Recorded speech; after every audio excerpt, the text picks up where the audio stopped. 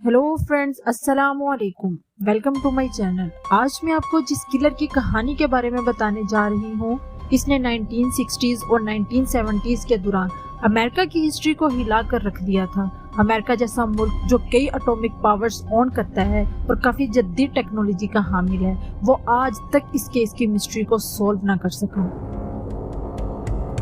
दोस्तों, वो कोई आम सा सीरियल किलर नहीं था, क्योंकि जैसे इनक्रिप्टेड लेटर्स वो पुलिस को और लोकल मीडिया को भेजता था, वो कोई आम बंदा ना डिकोड कर सकता था और ना ही लिख सकता था। इस किलर ने ऐसे इनक्रिप्टेड मैसेजेस अमेरिका की गवर्नमेंट को भेजे जिसे 51 साल तक कोई डिकोड ना कर सका। और मेरा खुद का मानना भी यही है कि ह्यूमन हिस्ट्री में ये किलर सबसे खतरनाक और पुरअसरार किलर है। आज की वीडियो में हम ऐसे ही किलर की बात करने जा रहे हैं जिसने खुद क्लेम किया उसने 37 कत्ल किए थे और उसे आज तक पकड़ा ना जा सका। तो ये वाकये की शुरुआत होती है 20 दिसंबर 1968 में, जब दो हाई स्कूल स्टूडेंट्स बेटिलो जेनसन और डेविड आर्थर फेरेडे अपनी डेट पे लेक हरमन रोड के आसपास थे। उन्होंने जिस जगह पे रात के 10 बजे अपनी गाड़ी पार्क की, वो बहुत वेल नॉन लवर स्पॉट था। लेकिन दोस्तों, हुआ कुछ यूं, रात के तकरीबन 10:45 के पास स्टेला बोर्जस, जो कि वहां की ही रहायशी थी, उस खातून को उसकी लाश मिलती है। वो फौरन 911 पे कॉल करके पुलिस को बुला लेती है। पुलिस मौके पे वहां पहुंच जाती है। पुलिस को इस केस के मुतालिक ज्यादा जानकारी नहीं मिल पाती, लेकिन वहां पे गाड़ी के टायरों के निशानों से इनको इतना जरूर मालूम हो गया था कि रात के 11 बजे से पहले वहां एक और गाड़ी आके पार्क हुई थी। शायद उस गाड़ी में वो ज़ोडिएक किलर था जिसने डेविड के सर में गोली मारी और बेटी को पीछे से 5 बार शूट किया था। बेटी की लाश कार से तकरीबन 25 से 30 फीट की दूरी पर थी, जिसे देखकर ये लगता था कि यकीनन जब वो ज़ोडिएक किलर डेविड को मार रहा होगा तो बेटी वहां से भागी और इस किलर ने बेटी को पीछे से शूट कर दिया। इस वाकये के कुछ ही महीनों बाद 4 जुलाई को डार्लिन एलिजाबेथ फेरन और Michael Mageau Blue Rock Spring Park में अपनी कार को पार्क करते हैं, जो कि पिछले मर्डर लोकेशन से तकरीबन 7 किलोमीटर की दूरी पे थी। ये दोनों कार में बैठे थे जब यहाँ पे एक और कार आती है और थोड़ी देर में ये कार वापस चली जाती है और फिर 10 मिनट के बाद वो कार दोबारा से वहाँ पे आती है और इसमें से एक शख्स बाहर निकलता है जिसके हाथ में एक फ्लैश लाइट थी और एक गन थी। वो शख्स गन की मदद से इनको 5 बार शूट करता है और जब माइकल चीखने चिल्लाने लग जाता है, वो शख्स दोबारा वापस आता है और इनको शूट करके वहां से चला जाता है। इस हादसे के कुछ ही घंटों बाद रात के 12:46 पर पुलिस को अनजान नंबर से कॉल आती है, जो कि खुद को किलर बता रहा था। और इतना ही नहीं, वो लेक हरमन वाली किलिंग की रिस्पॉन्सिबिलिटी भी ले रहा था। पुलिस फौरन उस कॉल को ट्रेस करके 500 मीटर दूर एक फोन बूथ तक पहुंचती है, बट तब तक वो ज़ोडिएक किलर वहां से जा चुका होता है। दूसरी तरफ हॉस्पिटल में डार्लिन को डॉक्टर नहीं बचा पाते, लेकिन माइकल को डॉक्टर बचा लेते हैं। उसके मुताबिक किलर मिड-20 में था, जिसकी हाइट तकरीबन 5 फीट 8 इंच थी और वो एक वाइट अमेरिकन था। वो वेट में थोड़ा हैवी सा था और उसके ब्राउन करली हेयर। ये सब पता लगाने के बाद पुलिस वाज शॉक ये सीरियल किलिंग है, लेकिन पुलिस अब भी नहीं जानती थी कि ये ज़ोडिएक किलर इतना शातिर दिमाग है। उसके बाद सिलसिला शुरू होता है उन खतों का जो उस किलर ने पुलिस को भेजे, जिसे 51 साल तक कोई 1 अगस्त 1969 San Francisco Examiner, San Francisco Chronicle और वेल्जियो टाइम्स हार्ल्ड को सिमिलर लेटर मिलते हैं और इन लेटर को भेजने वाला इंसान खुद को ज़ोडिएक किलर बता रहा था। उसका कहना था कि उसके पास कुछ ऐसे सबूत हैं जो ये तो सिर्फ पुलिस को या किलर को ही पता हो सकता है। 3 लेटर को अजीब तरह के सिग्नेचर से मार्क किया गया था और इसे ज़ोडिएक किलर का निशान भी कहा जाता है। इन लेटर के साथ 3 अजीब से कोड भी थे और ज़ोडिएक चाहता था कि इसके कोड्स को मीडिया में प्रिंट करवाया जाए, वरना वो अपना ये खूनी खेल खेलता रहेगा। ऐसे में अमेरिका की गवर्नमेंट परेशान होकर उन्होंने मीडिया को ऑर्डर दिया कि इन लेटर को जल्द अज जल्द पब्लिश कर दिया जाए और न्यूज़पेपर हाउस ने एज पर ऑर्डर उसे पोस्ट किया। और 8 अगस्त 1969 को उस दिन एक हाई स्कूल टीचर जिनका नेम डोनाल्ड हार्डन और बेटी जून ने क्लेम किया कि वो इन कोड्स को डिकोड कर सकते हैं। उसके बाद दोस्तों उनकी वाइफ बेटी ने इन कोड्स को डिकोड किया जिसमें 408 इंक्रिप्टेड सिंबल्स थे। ज़ोडिएक कोडेड सिंबल्स में कह रहा था कि उसे इंसानों को मारने में बहुत मजा आता है। इनफैक्ट इंसानों को मारना जानवरों के मारने से ज्यादा मजे का काम है क्योंकि इंसान ही सबसे खतरनाक जानवर है।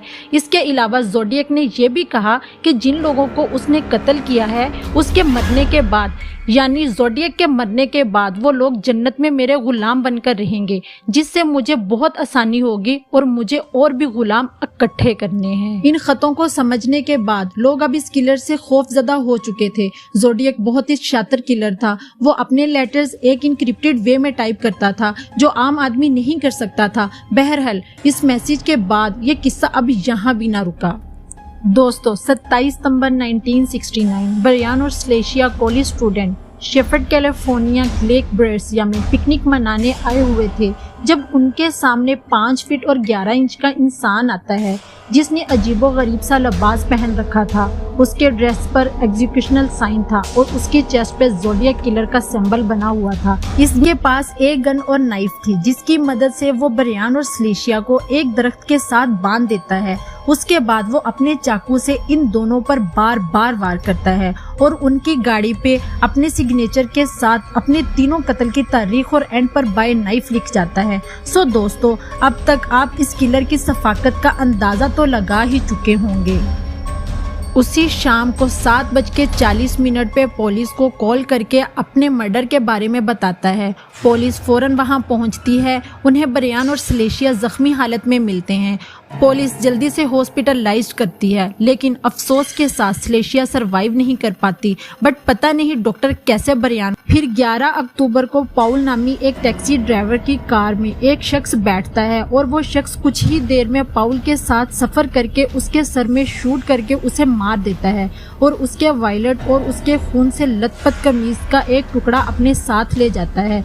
अब ये सब चीजें लेते हुए जिन लोगों ने उसकी शनाख्त की उनके मुताबिक वो किलर एक वाइट इंसान था जिसने चश्मा पहना हुआ था, जिसकी हाइट 5 फीट 11 इंच थी और वो थोड़ा हेल्दी इंसान था। और इलाके में मौजूद 2 ड्यूटी ऑफिसर फौरन एक्शन लेते हैं और एक अफ्रीकन अमेरिकन इंसान को पकड़ लेते हैं। विच वॉज रियली वियर्ड क्योंकि विटनेसेस ने क्लियरली कहा था कि वो कोई ब्लैक अमेरिकन नहीं है, वो एक वाइट पर्सन है। इसी इंसिडेंट की इन्वेस्टिगेशन के दौरान पुलिस को ऐसा भी लगा कि ये एक नॉर्मल रॉबरी केस भी हो सकता है। लेकिन 13 अक्टूबर की सुबह सैन फ्रांसिस्को क्रॉनिकल स्कूल को ज़ोडिएक का एक लेटर मिलता है जिसमें ज़ोडिएक खुद को किलर बता रहा था और उस लेटर के साथ वो खून वाली शर्ट को सबूत के तौर पर भेजता है। पुलिस फौरन से स्केच मास्टर को हायर करती है और उसका स्केच बनवाती है और वो स्केच कुछ ऐसा दिखाई देता है। अब इसी स्केच के मदद से पुलिस शहर भर में उसे वांटेड का पोस्टर लगवाती है और ये पोस्टर आज तक बहुत मशहूर है। उसके बाद 14 अक्टूबर को उसने दोबारा एक लेटर भेजा जिसमें उसने पाउल कत्ल केस के और भी कुछ क्लू भेजे थे और इस लेटर में वो बच्चों की बस को कैप्चर करके मारने की बातें कर रहा था। दोस्तों ये वाकया अब इतना मशहूर हो चुका था कि पुलिस को प्रैंक कॉल्स भी आ रही थी कि मैं ज़ोडिएक किलर हूँ। बट जब पुलिस वहाँ पहुँचती तो वो कोई और ही शख्स होता जो इस मोमेंट में पुलिस के लिए काफी फ्रस्ट्रेटिंग था। 8 नवंबर 1969 को ज़ोडिएक एक और इनक्रिप्टेड लेटर भेजता है जिसे 2020 तक कोई डिकोड नहीं कर सका। यानी कि दोस्तों हम ये कह सकते हैं कि इस लेटर को डिकोड करने के लिए 51 साल लगे। फाइनली सन 2020 में जब एक टीम ने इन कोड को क्रैक किया तो उसमें कुछ ऐसे मैसेजेस लिखे हुए थे जो सुनकर शायद आपकी भी रूह कांप उठे। ज़ोडिएक का कहना था कि उसको मरने से डर नहीं लगता, वो मरने के बाद जन्नत यानी स्वर्ग में जाएगा और वहाँ के लिए उसने काफ़ी गुलाम इकट्ठे कर लिए हैं और आगे भी और गुलाम इकट्ठे करता रहेगा ताकि स्वर्ग में उसकी ज़िंदगी आसान रहे। यूएसए में होने वाले और भी मर्डर केसेस को ज़ोडिएक किलर के साथ कंपेयर किया गया था बट पुलिस श्योर नहीं होती थी। 29 जनवरी 1974 जब पुलिस को ज़ोडिएक का लास्ट लेटर मिलता है जिसमें वो द एग्जॉर्सिस्ट मूवी जो कि हॉरर मूवी है उसे वो एक फनी मूवी बताकर उसकी तारीफ कर रहा था और उसमें ज़ोडिएक ने पुलिस का मजाक बनाते हुए ये भी कह रहा था कि वो 37 कत्ल कर चुका है। दोस्तों अब आप ये सोच ही रहे होंगे कि इतने साल इन्वेस्टिगेशन के बाद क्या पुलिस के पास कोई सस्पेक्ट नहीं था। जी हाँ, पुलिस के पास जो सस्पेक्ट थे ग्रे स्टीवर्ट नामी एक इंसान, जिसने बताया कि उसके वालिद earl when he zodiac killer है। ग्रे ने इस टॉपिक पे कई किताबें लिख डाली थी और अर्ल की फोटो उस वांटेड किलर के स्केच के साथ भी बहुत मैच करती थी। इनफैक्ट अर्ल के मैरिज सर्टिफिकेट के ऊपर जो हैंड राइटिंग मौजूद थी वो उस किलर के लेटर के साथ काफी सिमिलर थी।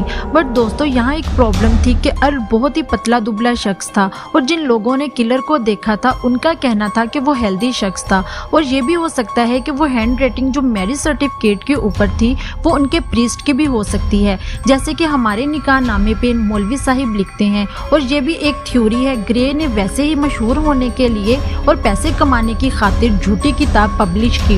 सेकंड थ्योरी ये कि ऑर्थर लीग नामी शख्स ज़ोडिएक किलर था। इस थ्योरी पे तो आप मूवी भी देख सकते हैं जो सन 2007 में रिलीज हुई थी जिसका नाम ज़ोडिएक था।